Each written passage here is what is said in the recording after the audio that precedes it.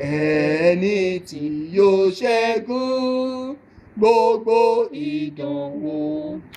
Jẹ́ kó farabalẹ̀ tẹ̀lé Olúwa. Kò sí ìdààmú kan tó lè ní gbàgbọ́, torí wọ́n ti pinnu láti ṣọmọ ogun.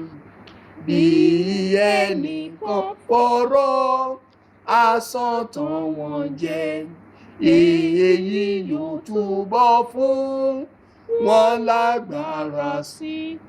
Ọ̀tá kò lè mú wọn, torí ohun ìjà wọn láti òkè wá ní ọmọ ogun Kristi.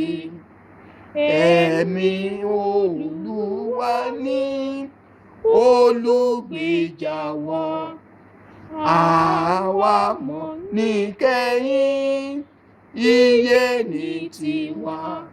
Jẹ́ kí aráyé sọ ohun tí ó wù wọ́n, wọ́n ṣiṣẹ́ f'Olúwa bí ọmọ ogun rẹ̀.